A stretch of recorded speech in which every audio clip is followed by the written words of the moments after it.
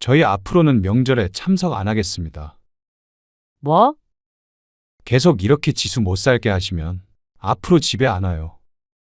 명절에 설거지 좀 했다고 이제 다시는 안 와? 설거지 했다고 이런다고 생각하세요? 너희 이제 다시는 우리 안 보고 산다는 거지? 그렇게 해야 한다면 어쩔 수 없죠. 뭐? 진심이야? 네, 나도 그럼 너희 안 봐? 안 보면 그만이야. 내 마음을 오해하고 연을 끊겠다니 나도 붙잡지 않으마. 그런데 자식 노릇 이제 하기 싫다면 부모에게 받은 것 다 돌려줘. 오늘 이야기 속 주인공은 60세 오미숙 씨입니다. 그리고 그녀의 아들과 며느리에 관한 이야기이죠. 오 씨는 며느리를 맞이하고는 도저히 요즘 젊은 사람들을 이해할 수 없겠다고 생각했습니다. 오 씨도 시집살이라면 지긋지긋한 사람이라 며느리는 고생시키지 말자는 생각을 가지고 사는 사람이었습니다.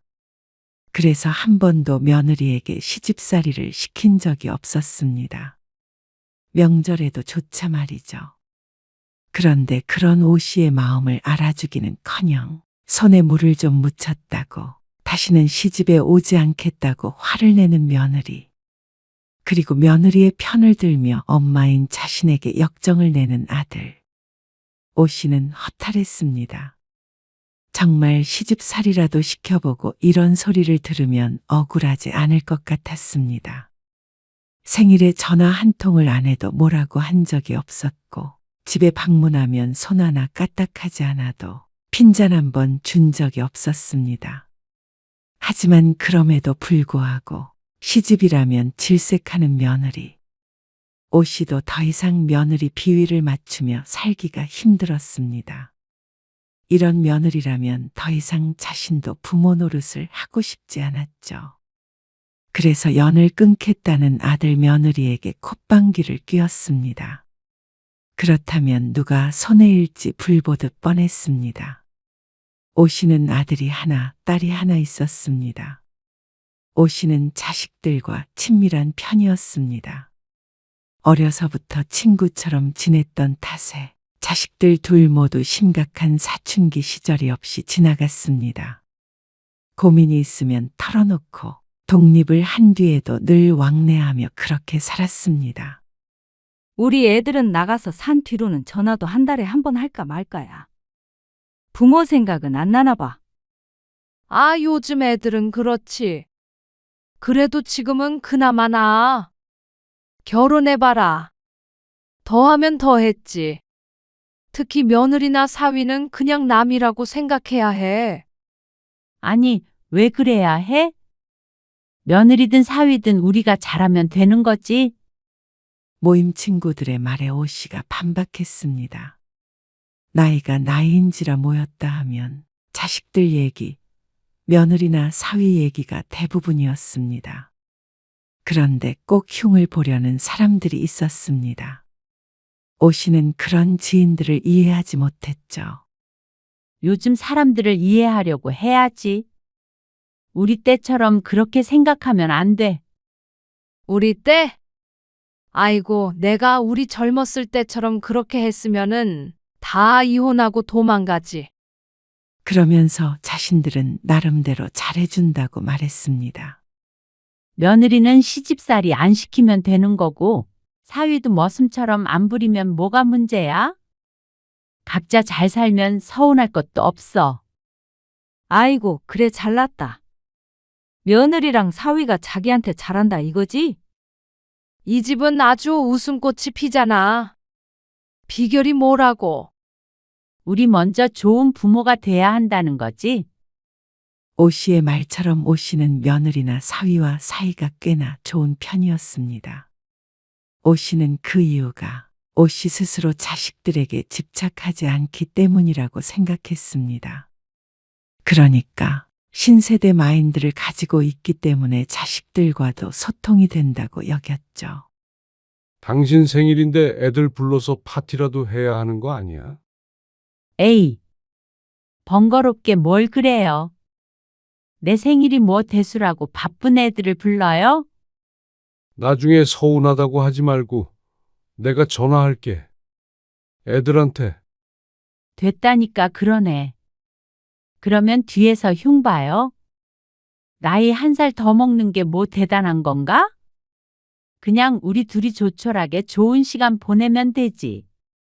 괜히 파티하고 그러면 선물한다고 돈 쓰고 난 그런 거 부담스러워요? 그래? 남편이 대묻자 오씨는 고개를 끄덕였습니다. 자식들이 힘들게 일해서 번 돈을 자신의 선물을 사는데 쓰지 않았으면 했습니다. 그런데 생일 전날 오후에 사위가 보낸 선물이 집에 도착했습니다. 어머? 김서방이 선물을 보냈나 보네. 그래? 작년에도 사주지 않았었나? 작년에 화장품 세트. 이거는 어머나 명품백인데? 어유, 진짜 주지 말라니까 꼭 이런다니까? 오씨는 휴대폰을 집어들어 사위에게 전화를 걸었습니다. 아니, 김서방. 선물 보내지 말라니까 또 보냈어? 그러자 사위가 생일 축하한다고 말했고 오씨는 전화를 끊을 때까지 웃음꽃이 피었습니다. 아무튼간 고마워. 아니야, 올 거 없어. 그래, 끊을게. 그렇게 전화를 끊었는데 곧바로 며느리에게서 전화가 왔습니다. 어머, 지수도 전화가 왔네? 여보세요? 네, 어머님. 저 지수예요. 그래? 어쩐 일이야? 아, 내일 생신이시라. 그러면서 주말이니 같이 식사를 하자고 했습니다. 외식하자고? 아니야. 너희들 다 바쁜데 무슨 식사는 식사야. 괜찮아? 이 전화로 축하 받는 걸로 할게. 그래도 에이, 그리고 나는 밖에서 사 먹는 음식 별로 안 좋아하는 거 알잖아. 난 그냥 집에서 미역국에 밥 먹는 게 좋아? 아, 집에서요? 그게 진짜 생일이지. 밖에서 사 먹는 거 별로야. 우리 며느리가 생일상 차려준다고 하면 내가 가지. 장난스럽게 말하는 오씨의 말에 며느리가 당황한 것이 느껴졌습니다. 아, 그러면 저희 집에서 식사할까요? 제가 미역국 끓여드릴게요. 어머? 농담이었어. 정말? 그러면 나야 좋지. 정연이네도 불러서 같이 먹을까? 아, 아가씨도요? 걔네만 쏙 빼놓기도 좀 그렇잖아. 음식은 너무 많이 하지 마. 부담스럽잖아. 나 그런 거 별로 안 좋아하는 거 알지? 네. 알겠습니다. 전화를 끊자 옆에 있던 남편이 물었습니다. 내일 같이 밥을 먹는다고? 아니, 지수가 생일상을 차려준다네. 아니, 힘들게 왜? 그러게나 말이야. 내가 괜찮다고 해도 굳이 그렇게 해준다니까? 오랜만에 다 같이 모이지 뭐. 그러자 남편이 혀를 찼습니다. 그리고 오씨는 다음날 며느리가 차려주는 생일상을 받았죠. 화기애애한 분위기에서 즐거운 생일을 보냈습니다.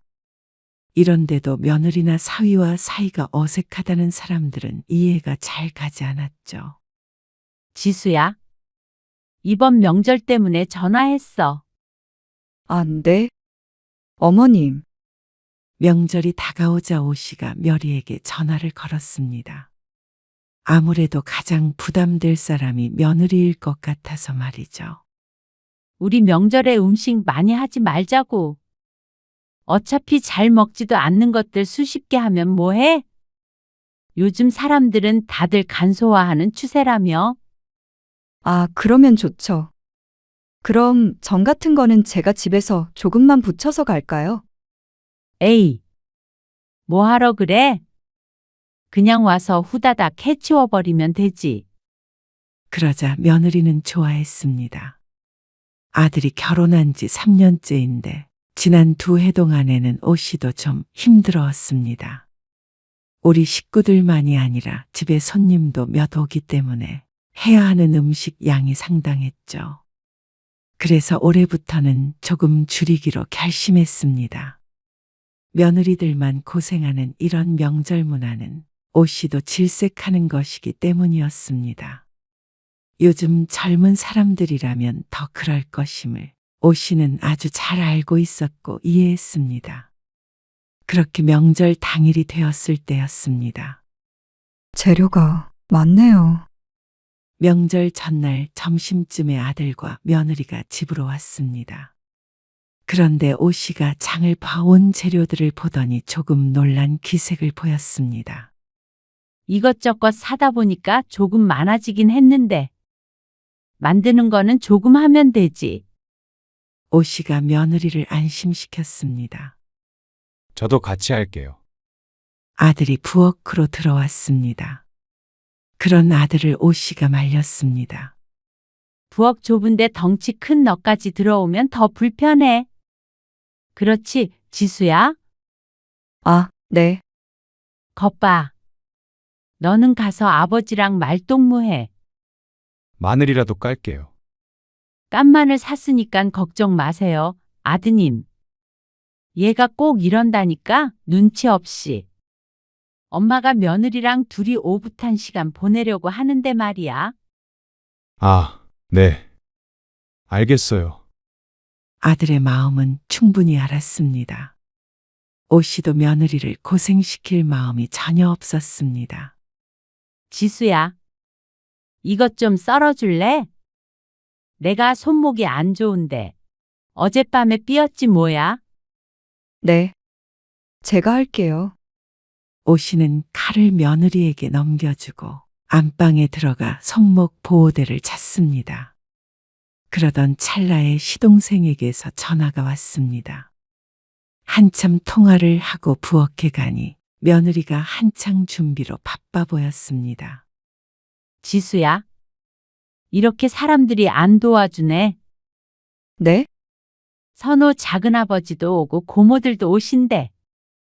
올 때도 있고 안 올 때도 있었지만 이번에는 다 같이 오신의 집으로 모이기로 했다고 연락이 온 것이었습니다. 한둘 오고 말 줄 알았는데 일이 좀 커졌죠. 장을 많이 봐오길 잘했네. 며느리의 표정이 어두워서 오씨는 그런 며느리를 달래며 말했습니다. 너무 부담 갖지 마. 전 좀 붙이고 잡채 같은 거 놓으면 되지. 아, 나물이랑 수육도 하고. 우리 둘이 하면 금방 해. 하지만 빠르게 해치워버리겠다는 오씨의 다짐과는 다르게 손목 때문에 좀처럼 속도를 낼 수 없었습니다. 어머님, 이리 주세요. 제가 할게요. 너만 시킬 수는 없지. 하지만 아픈 손목으로 하다가는 하루 종일 걸릴 것 같아서 대부분 며느리에게 맡길 수밖에 없었습니다. 미안한 마음이 들어서 옆에서 재밌는 얘기라도 해줘야겠다 싶었습니다. 내 친구네 며느리는 음식 같은 거 하나도 할 줄 모른다고 그러더라고. 아, 그래요? 그래? 그리고 집에 가보니까 집도 엄청 지저분하더라는 거야? 아무리 맞벌이 해도 그건 아니지 않느냐고 했더니 며느리가 참견하지 말라고 대들었대. 웃기지? 네. 아무튼 둘 다 잘한 건 없어. 며느리한테 잔소리하는 시어머니나 그렇다고 어른한테 대드는 며느리나. 안 그래? 거기 계란 좀 더 풀어야겠다. 좀 더 저. 네. 안 되겠다. 전을 2종류 더 늘려야겠다. 생각해보니까 사람이 많은데 음식이 부족할 것 같아? 네, 준비할게요. 전을 7가지 부치고 명절 당일 아침에 할 음식들의 재료 준비를 해놓으니 어느새 저녁 시간이 되었습니다. 이제 우리 먹을 저녁 차려야겠다. 주변 정리 좀 하자. 엄마, 저도 좀 거들게요. 아까부터 얘가 왜 이래? 너 집에서도 그러니? 네? 너 어디 가서 그러지 말어. 그러면 사람들이 지수를 욕해. 남편 부려먹는다고. 부려먹다니요. 그렇게 보일 수 있다는 거지. 나는 우리 며느리가 그런 사람 아닌 거 잘 알고. 그러자 아들이 한숨을 푹 쉬었습니다. 그냥 음식 준비 같이 하자는 건데 부려먹는 얘기가 왜 나와요? 엄마 손목 아프셔서 종일 지수 혼자 음식했잖아요. 저번에도 그러시더니 지수 명절 끝나면 알아요. 어머나, 얘 좀 봐. 혼자 하다니. 나는 그럼 놀았니? 아들의 불평에 오씨도 조금 기분이 상했습니다. 옛날 같았으면 종일 부엌에서 나오지도 못하고 며느리가 혼자 음식하는 게 당연했는데 오씨는 그렇게 꽉 막힌 사람이 아니었습니다. 손목이 아파도 옆에서 소금간도 해주고 재료 손질도 도와주었습니다. 그런데도 이런 핀잔을 들으니까 아들에게 서운할 수밖에 없었죠. 선우 씨, 며느리가 눈치를 주자 그제서야 아들이 물러났습니다. 섭섭한 마음에 얼굴을 굳히고 있자 며느리가 눈치를 봤습니다. 지수 너 뭐? 집에 가면 힘들다고 앓고 그래. 그래서 제가 저렇게 까칠하게 그러는 거야? 내가 과하게 시키니? 아니에요. 안 그래요. 혹시 며느리가 집에서 자신의 험담이라도 하나 싶었습니다. 안 그러면 아들이 저렇게 유난스럽게 굴까 싶었죠. 그러다 이내 한숨을 한번 쉬고 말았습니다. 이렇게 따져서 뭐하나 싶었습니다. 이 정도는 쿨하게 넘어가야 하는 게 요즘 시부모의 현실이었죠. 아무리 자식들이 이렇게 나와도 젊은 사람들은 옛날 우리와는 다르다고 생각하는 게 마음 편했습니다. 저녁이나 차리자. 네, 식사를 마치고 설거지를 하려는데 며느리가 그런 오씨를 말렸습니다. 제가 할게요. 며느리의 성화에 오씨가 고무장갑을 넘겼습니다. 내가 해도 되는데. 아니에요. 그리고 다음 날 새벽 일찍 오씨와 며느리는 눈을 떴습니다. 아침에 차례를 지내려면 최소한 4시 반에는 일어나야 했습니다. 음식 준비가 꽤나 오래 걸리니 말이죠. 전날보다 더 바쁘게 움직였습니다. 손님이 많이 오니까 일이 많네. 그렇지? 그래도 차례만 지내면 할 일 없잖아. 조금만 힘내자. 네, 아침 일찍 시동생이 왔고 점심때는 시노이들이 왔습니다. 그러니까 북적북적 거렸죠. 엄마, 저희도 이만 가봐야 해요. 지금 가겠다고? 아직 막내 고모 안 오셨잖아. 그러면 너무 늦어요. 처가에 가봐야죠. 한 10분이면 도착한다고 하는데 인사도 안 하고 가면 흉 봐. 누가 제 흉을 봐요. 너 말고 지수 흉을 보지. 엄마, 내가 뭐 며느리 친정도 못 가게 하겠니? 또다시 화를 내려는 아들을 오씨가 진정시켰습니다. 다들 있는 앞에서 또 아들이나 며느리가 욕을 먹을까봐 단속했죠. 그 마음은 알고 있었습니다. 그래서 오씨도 아들을 보낼 타이밍을 재고 있었죠. 그런데 좀처럼 그 틈은 보이지 않았습니다. 지수야, 고모들 식사를 못 하셨다고 하는데 일단 설거지부터 빨리 좀 해줄 수 있을까? 네, 엄마, 지수도 먹어야죠. 아이고, 걱정 마. 지수는 이따가 나랑 먹을 거야. 아들은 못마땅한 표정으로 거실로 나갔습니다. 큰 상이 펴져 있는 가운데 여러 사람들이 옹기종기 모여 있었습니다. 이리 줘. 내가 가지고 갈게. 며느리가 쟁반에 반찬을 받쳐서 내가려고 하자 그걸 오씨가 받아들었습니다. 그리고 거실로 가지고 가자 다들 한마디씩 했습니다. 어째 여기는 며느리보다 시엄마가 더 바쁘게 움직이는 것 같아. 에이, 뭘요?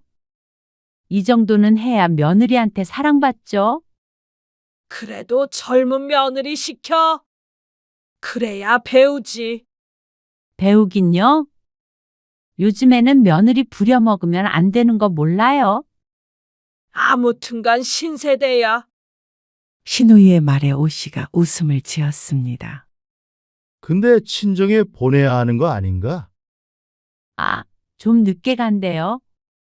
오씨가 대답하자 아들이 퍼뜩 오씨를 쳐다보았습니다. 오씨는 아들에게 눈짓을 했습니다. 가만히 있으라는 표정의 아들은 할 말을 참는 듯 가슴을 부풀렸죠. 아들은 하나만 알고 둘은 몰랐습니다. 이렇게 해야 사람들이 며느리를 칭찬하는 걸 아니, 오씨가 일부러 그렇게 말한 것이었습니다. 내 며느리 남에게 좋게 보이는 게 오씨도 좋으니 말이죠. 지수야, 밥 먹자. 어머, 밥이 이거밖에 없어? 네. 이것만 남았어요. 밥솥에 따뜻한 밥은 한 그릇뿐이었고 제사상에 올렸던 식은 밥 한 그릇이 남은 상태였습니다. 지수가 이거 먹어. 오씨가 찬밥을 건네자 며느리 표정이 무척 어두워졌습니다. 혹시나 오해할까봐 오씨가 말을 덧붙였습니다. 원래 차례상에 올라갔던 밥을 먹어야 잘 산대. 다 너희 잘 되라고 하는 거야 하며 오씨가 따뜻한 밥을 한 숟갈 뜨자 며느리가 입술을 꼭 깨물었습니다. 그걸 보지 못하고 오씨는 사람들과 이야기꽃을 피웠죠. 며느리는 몇 숟갈 뜨지도 않고 자리에서 일어났습니다. 여기저기서 뭘 더 달라고 해대는 통에 제대로 음식이 넘어가질 않았습니다. 오씨도 거들고 싶었지만 시누이들이 자꾸만 말을 걸어 일어날 수 없었죠. 지수야, 작은아빠 가신다는데 음식 좀 싸드려. 네. 설거지를 하고 있던 며느리에게 말했습니다. 그러자 옆에 있던 아들이 한마디 했습니다. 저희도 지금 갈게요. 뭐? 지금? 네. 이미 늦었어요. 누가 가지 말라고 해? 자꾸만 일을 시키니까 못 가잖아요. 지수 밥도 제대로 못 먹었어요. 입맛이 없어서 많이 안 먹은 걸 누굴 탓하는지 몰랐습니다. 그리고 산더미같이 쌓인 설거지들. 며느리를 고생시키고 싶은 마음은 없지만 저걸 두고 그리고 손님들을 두고 저들만 홀랑 가버린다니까 섭섭하기도 했습니다. 오시는 명절이면 시집에서 이틀 자고 가는 건 당연했었는데 아들 며느리는 조금 늦은 걸 가지고 눈을 부릅뜨니 어이가 없었죠. 그래? 가라, 가. 이거 나 혼자 다 하면 되지. 아니에요, 어머님. 제가 할게요. 됐다. 너 시켰다가는 선우얘가 엄마 잡아먹게 생겼다. 오씨가 언성을 높이자 신우이가 부엌에 들어왔습니다. 왜 그래? 아무것도 아니에요. 애들 간대요. 그래서 저는 이것 좀 치우려고 했죠. 이거를 혼자 다 치운다고? 에이, 며느리도 같이 해야지. 네, 제가 할게요. 지수야. 하지 마. 얘는 자기 마누라 편드네. 네 엄마도 그렇게 좀 생각해봐라. 옛날엔 며느리 혼자 일 다 했어. 근데 너희 엄마가 일 많이 하던데 뭘. 어제 낮부터 지수 혼자 고생 많이 했어요. 아이고, 어딜 가나 요즘엔 며느리가 상전이네. 신우이가 고개를 절레절레 흔들며 나갔습니다. 며느리는 얼굴이 벌개져서 있었습니다. 거봐라. 내가 뭐라고 그랬어? 아니에요, 엄마. 어제부터 음식도 거의 지수가 다 했고 설거지도 도대체 몇 번을 시키는 거예요. 제가 돕겠다고 해도 못하게 하시고 그랬으면 집에 빨리 보내주셔야죠. 지금이 몇 시인데요. 3시가 다 돼가요. 저는 처가 안 가요? 고모들도 친정에 왔으면 지수도 가야죠. 너 정말 너무하는 거 아니니? 아무리 그래도 어른들 계신 데서 엄마한테 꼭 이래야 해? 설거지도 내가 시켰니? 자기가 한 거를 갖고 말이야. 나 그렇게 며느리 부려먹고 그런 사람 아니야. 항상 말로만 그러시지 말고요. 뭐야? 오씨는 어처구니가 없었습니다. 며느리는 옆에 서서 고개만 숙이고 있을 뿐 뭐라고 한마디를 안 했습니다. 오씨의 아들이 하는 말이 다 맞다는 듯이 말이죠. 오씨도 며느리에게 잘해주려고 노력을 했는데 그런 오씨의 마음을 아들은 그렇다 쳐도 며느리조차 모르니 허탈한 기분이었습니다. 지수야, 네가 말해봐. 내가 너 부려먹니? 내가 말로만 그래? 그런데 며느리는 아무 말도 없었습니다. 참. 지수야, 너 그렇게 안 봤는데 이렇게 나랑 선우 사이를 이간질하니? 이간질이라니요. 그런 적 없어요. 내가 언제 너 부려먹든? 말해봐. 나 같은 시부모가 어디 있니? 나는 너 안부 전화도 안 하고 그래도 뭐라고 한 적도 없어. 1년에 몇 번이나 우리 집에 온다고? 음식 좀 하고 설거지 좀 하는 게 그렇게 힘들어. 어머님, 지난 생신에도 가족들 다 모여서 저희 집에서 생일상 차려드렸어요. 아무도 안 도와주셨어요. 그리고 어버이날에도 부르셔서 친척분들 밥상도 제가 차려드렸고요. 그건 네가 온 거잖아. 돌려서 말하셨지만 며느리 음식 솜씨 자랑하고 싶다고 하셨잖아요. 그리고 명절 때마다 저는 친정에 밤늦게 도착해요. 그래서 내가 너 시집살이라도 시킨다는 말이야? 김장하실 때도 저만 부르셔서 배포기 담그게 하셨잖아요. 너만 했니? 나도 했어. 그때도 손목 아프다고 하셔서 거의 저 혼자 했어요. 어머님은 옆에서 지시해 주셨죠. 그리고 저희는 김치 한 통도 안 챙겼어요. 그러면 김치 안 먹는다고 하면 될 거 아니야? 내가 그 정도도 이해 못할 사람이야? 저희 김치 안 먹는다고 해도 얘기나 하자고 부르셨잖아요. 참나? 겨우 그거 가지고 시집살이라 그러면 세상 며느리들 다 억울하다고 그러겠다. 그리고 저희 집 전세금 보태주신 거요. 매번 저희 집 오시면 저보고 청소 잘하라고 그러셨죠. 집은 해주셨으니까 청소는 선우 씨 시키지 말라고 그러시고 명절에 찬밥 주시고 다른 시어머니들 하시는 것처럼 다 하셨잖아요. 특별히 며느리한테 잘해주시는 시어머니는 아니신 것 같아요. 며느리의 말에 오씨는 입을 쩍 벌렸습니다. 그동안 하고 싶은 말 못해서 어떻게 참았나 싶었습니다. 그런 건 다 농담으로 들어야지. 그걸 마음에 담아두면 어떡해? 그냥 하는 소리잖아. 그것도 다 시집살이라고 생각해요. 어머머, 너 웃긴다. 이래서 잘해줘봤자 소용이 없다고 하는 거야. 나는 그래도 지수 너 챙긴다고 얼마나 노력하는지 아니? 그런데 이렇게 눈을 똑바로 뜨고 참 내가 서러워서 살 수가 없다. 며느리는 이내 다시 입을 다물었습니다. 그러자 아들이 말했습니다. 지수 말 틀린 거 없어요. 뭐? 지수가 말한 건 절반도 안 돼요. 엄마는 늘 말로만 시집살이 안 시킨다고 하시죠. 지수 그동안 마음고생 많이 했고요. 제가 엄마한테 말씀드린다는 거 지수가 하지 말라고 해서 여태 말씀 안 드린 거예요. 그런데 점점 도가 지나치시네요. 너 어떻게 엄마한테 그렇게 말해?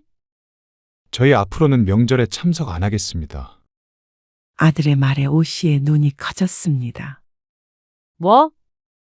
계속 이렇게 지수 못 살게 하시면 앞으로 집에 안 와요. 오씨는 가슴이 무너져 내리는 것 같았습니다. 어떻게 며느리한테 한마디 했다고 다시는 안 오겠다는 말을 하는지 몰랐습니다. 명절에 설거지 좀 했다고? 이제 다시는 안 와? 설거지 했다고 이런다고 생각하세요? 그것부터가 저희가 다시 오지 않는 이유예요. 아들과 며느리는 짐을 챙겼습니다. 다들 의아하게 쳐다보는 와중에 아들 며느리의 표정은 무섭게 굳어 있었습니다. 저희 먼저 가보겠습니다. 아들이 친척들을 향해 꾸벅 고개를 숙였습니다. 그리고 대답도 듣지 않고 현관문을 열고 나가버렸죠. 오 씨가 황급히 아들을 쫓아갔습니다. 너희 이제 다시는 우리 안 보고 산다는 거지? 그렇게 해야 한다면 어쩔 수 없죠. 뭐? 진심이야? 네. 아들의 단호한 말에 오 씨도 눈가가 뜨거워지는 것 같았습니다. 너무도 괘씸했습니다. 그리고 서글펐습니다. 이런 자식을 낳고 미역국을 먹은 게 후회될 정도였습니다. 아무리 제 와이프가 좋아도 그렇지 사람들 보는 앞에서 엄마한테 대들고 절연을 선언을 하는지 이해가 되지 않았습니다. 남들은 다 그래도 내 자식은 안 그럴 줄 알았습니다. 그리고 오 씨도 자식들의 마음을 헤아리려고 노력을 많이 하고 살았죠. 그런데 그걸 알아주기는커녕 원망만 하는 아들 며느리라니. 나도 그럼 너희 안 봐? 안 보면 그만이야. 그리고 오 씨는 며느리를 노려보며 말했습니다. 이런 애인 줄 알았으면 나도 그렇게 잘해주지 않았어. 너희 전세금도 안 보탰을 거고. 도대체 언제까지 전세금 얘기하실 건데요? 그걸로 지수 무시하시는 것도 이제 그만하세요. 내가 언제 무시를 했다고 그래? 너희 여태 너희 마음대로 생각하고 나를 원망하고 지낸 거야? 내 마음을 오해하고 연을 끊겠다니 나도 붙잡지 않으마. 그런데 자식 노릇 이제 하기 싫다면 부모에게 받은 것 다 돌려줘. 그러자 아들이 잠시 말을 잃었습니다. 그러더니 뭔가 결심한 듯 말했습니다. 다 돌려드릴게요. 전세금 다 돌려드리고요. 엄마한테 받은 것들 다 드릴게요. 그러니까 앞으로는 저희 휘두르려고 하지 마세요. 연락도 마시고요. 기가 막힌 아들의 말에 휘청거리자 뒤에서 남편이 붙잡더니 말했습니다. 어서 가봐. 나중에 통화하자. 그러자 아들이 물끄러미 바라보다 고개를 한번 숙이고 뒤돌아섰습니다. 거기다가 대고 오시는 다시는 오지 말라며 소리쳤습니다. 의아해하는 친척들에게 오시는 하소연을 했습니다. 그동안 해준 것들이 있는데 이토록 아들 며느리가 배은망덕하다며 말이죠. 그 중에 절반은 오 씨에게 공감해 며느리 욕을 해주었고 또 절반은 혀를 차며 외면했습니다. 오 씨는 너무나도 억울했습니다. 눈을 씻고 보아도 주변에 자신과 같은 시어머니는 없었습니다. 며느리에게 바라는 것 하나 없고 주기만 한 시부모였는데 돌아오는 건 절연이었습니다. 그리고 아들에게 배신감이 더 컸습니다. 낳아준 부모를 저버리고 아내를 택한 불효자였습니다. 아들도 다시는 보고 싶지 않았죠. 결국 얼마 뒤에 오 씨의 통장엔 큰 금액이 들어왔습니다. 그게 꼭 아들의 작별 인사 같아서 마음이 술렁거렸습니다. 돈을 돌려달라고 하긴 했지만 연락 한 통 없이 돈만 떡하니 보낸 아들. 이렇게 냉정하고 무심한 자식이 어디 있나 싶었죠. 잘못을 했으면 인정을 하고 사과를 하면 될 텐데 끝까지 자신들이 잘했다고 믿는 듯 했습니다. 오 씨는 사과만 하면 전세금을 돌려달라고 한 일은 없었던 일로 해줄 의향이 있었습니다. 부모로서 너그러이 용서를 해줄 생각을 하고 있었는데 통장을 보니 그런 생각이 싹 가셨습니다. 아들 며느리에게도 본때를 보여줘야겠다 싶었습니다. 돈 보내면 누가 겁이라도 먹을 줄 알고? 당신 적당히 해. 그만하면 됐잖아. 당신은 그때 애들이 나한테 한 걸 보고도 그래? 남편은 고개를 절레절레 흔들었습니다. 이런 것을 보면 남편도 똑같았습니다. 어째서 자신의 진심을 몰라주는지 몰랐죠. 자식이 뭐 아들 하나만 있는 것도 아니고 오 씨도 아쉬울 것 없다고 생각했습니다. 딸과 사위마저 오 씨의 기대를 저버리기 전에는 말이죠. 엄마, 김서방이 좀 부담스러워해요. 어?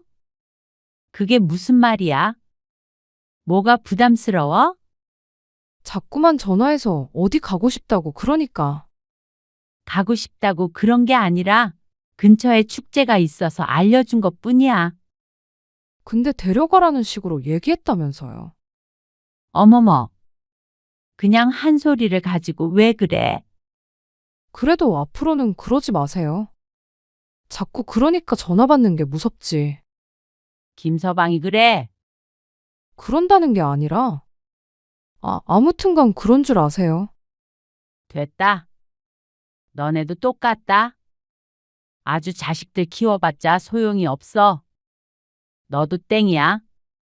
땡이든 뭐든 계속 그러시면 주변 사람 힘들어요. 좀 그러지 마세요. 너도 연 끊게? 요즘 그게 유행이니? 부모랑 연 끊는 게. 참나? 잘해줘도 잘해주는지도 모르고 지들 복을 걷어차네. 오 씨는 그날 이후로 딸이나 사위와도 전화를 하지 않았습니다. 자식은 무슨 자식이냐? 혼자 잘 살자 생각했습니다. 다음 생일에도 명절에도 아무도 찾아오지 않았습니다. 전세금 돌려줄 테니까 한번 와라. 1년 뒤, 오 씨는 아들에게 전화를 걸었습니다. 자식 이기는 부모 없다고 이번만은 자신이 먼저 용서해 주자 싶었습니다. 그런데 아들이 대답했습니다. 다른 데로 이사했고 전세금 도움 필요 없습니다. 앞으로 전화하지 마세요. 그렇게 끊어진 전화. 오 씨는 공허한 눈빛으로 홀로 앉아 있었죠.